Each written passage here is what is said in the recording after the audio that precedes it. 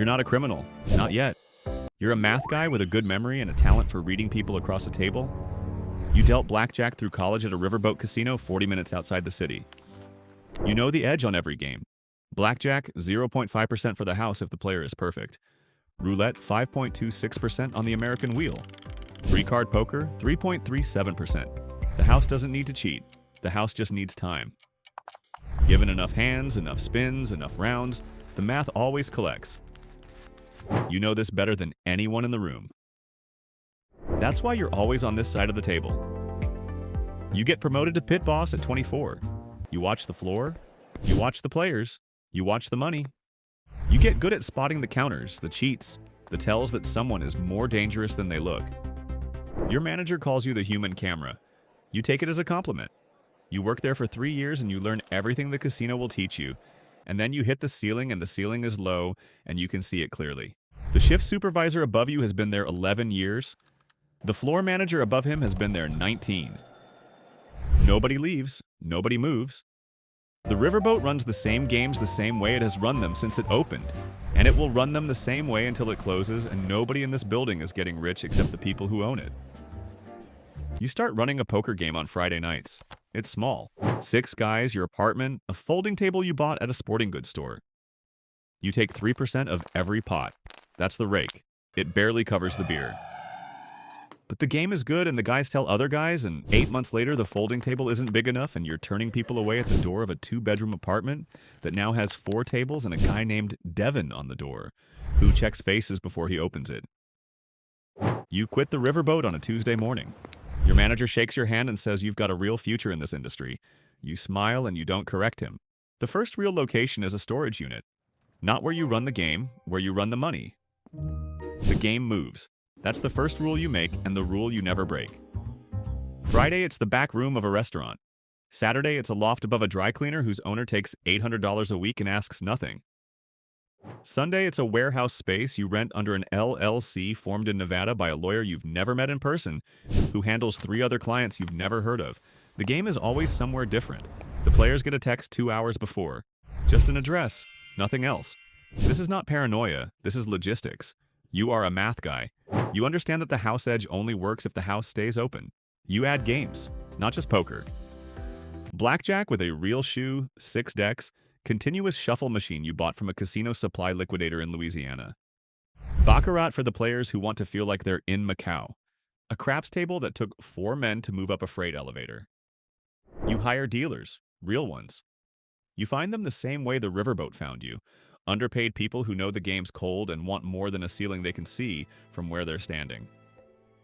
The money comes in faster than you expected. A good Friday night is $40,000 in rake. A good Saturday is more. You are clearing $200,000 a month, and the only overhead is locations, staff, and the cost of keeping people quiet, which turns out to be the largest expense of all. You learn what silence costs at every level. You also learn what happens when silence breaks.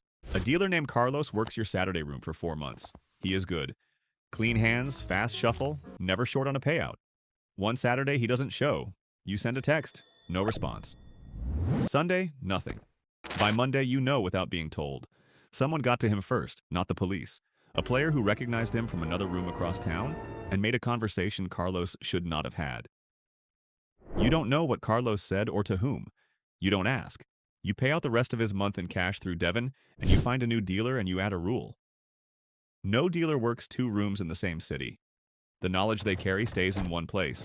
You build the rule into the architecture. You keep building. A city inspector costs $1,500 a month. A beat cop costs $500 and a handshake. A precinct supervisor costs $3,000 and an envelope left in a locker at a gym he uses on Tuesdays. You never hand anything directly to anyone. That's the rule. The envelope is always left somewhere. The money is always picked up by someone else. Nobody is ever in the same room as the transaction. This is not caution. This is architecture. You design the payments the same way you design the game locations. No 2 points connect directly. Everything routes through a middle that doesn't know about the ends. You tell yourself this is just the cost of doing business. Every business has operating expenses. Yours happen to include a precinct supervisor's gym membership. Your players are not who you expected.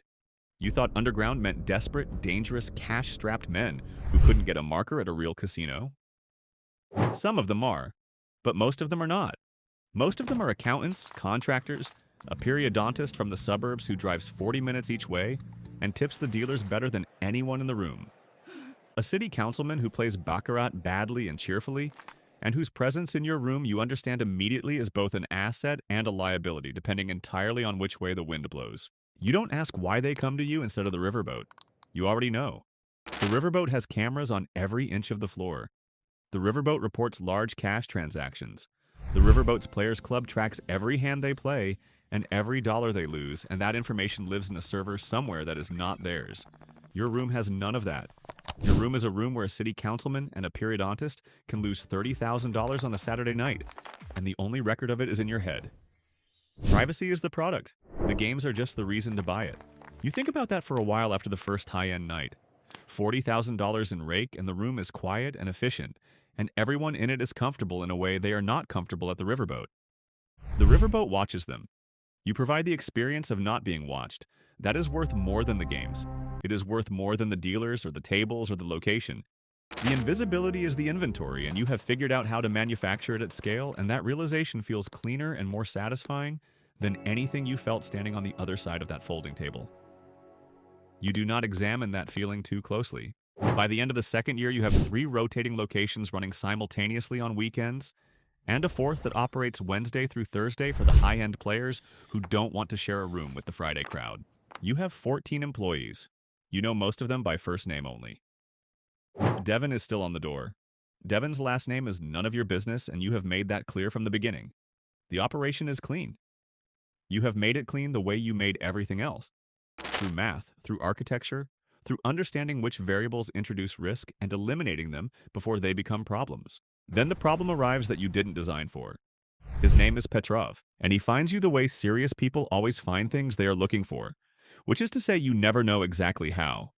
He comes to the Wednesday room once. He plays baccarat for 2 hours. He wins $18,000 and tips nothing and leaves without speaking to anyone. The following Wednesday, he is back. Same game, same table, same silence.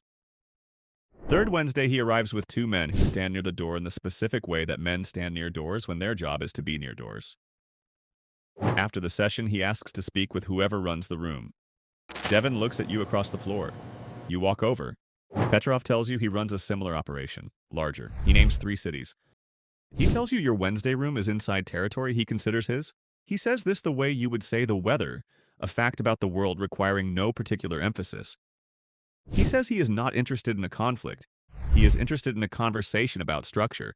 You sit across from him. He explains the structure. A percentage of your weekly take routes to his organization. In return, his organization ensures that the people who could create problems for you do not create problems for you. The inspector, the beat cop, the precinct supervisor. He knows about all of them. He names the gym. He names the locker number. Your architecture, the thing you spent 2 years designing so carefully, has a foundation you didn't build. It was already there when you arrived. You have been operating inside someone else's structure the entire time, and you didn't know it, because the structure was designed to be invisible until someone wanted you to see it. The percentage he names is 30. You tell yourself this is just a new operating expense. You route the payments the same way you route everything else. Clean, indirect, no 2 points connecting. 30% of take, weekly, delivered through a chain that Petrov designed and you execute. In return, the precinct supervisor stops costing you $3,000 a month because Petrov's payment covers him and 20 others you never knew you needed. Your operating costs actually drop. The math still works. The paranoia does not drop. The paranoia climbs. You stop taking the same route twice. You change your phone every 3 weeks, a burner from a gas station, paid cash, activated once, used until you replace it. You eat at different restaurants. You sleep in a different place 3 nights a week. A short-term rental booked under a name that belongs to an LLC that belongs to another LLC registered in a state you have never visited. You trust Devin. You trust the lawyer you've never met. You trust nobody else, including yourself, on the nights when the math that has always kept you steady starts to feel like it's running on a surface that might not be solid. Then Devin calls you at 2 a.m. on a Thursday. He says the Wednesday room got hit. Not robbed. Raided. Badges, vests, the whole frame. 14 people in custody. The dealers, the players, everyone who was in the building. Devin was not in the building. Devin called you because Devin is always outside the building, and that has always been the rule, and it has just saved both of you. You sit in your car in a parking garage for a long time. By morning, you know what happened, not the details, the shape. Petrov's arrangement with the precinct supervisor covered the beat cops and the floor inspectors. It did not cover the federal task force that has been running a parallel investigation for 8 months into Petrov's organization, using your Wednesday room as the thread they followed to find the rest of the fabric. You were not the target. You are the evidence. Your lawyer, the one you've never met in person, calls you at 9 a.m. He has already heard. He tells you the government will offer a conversation. That's the word he uses. A conversation. You know what it means. You know what they want. They want Petrov, not a math guy from a riverboat who ran a clean operation inside a structure he didn't know existed. You sit in a conference room with 2 federal agents and your lawyer, and you look at photographs you recognize and account numbers you built, and location records of rooms you designed, and the whole architecture of 2 years laid out on a table. In a room with no windows. The edge, you think? The house always has an edge. You just didn't know which house you were playing in.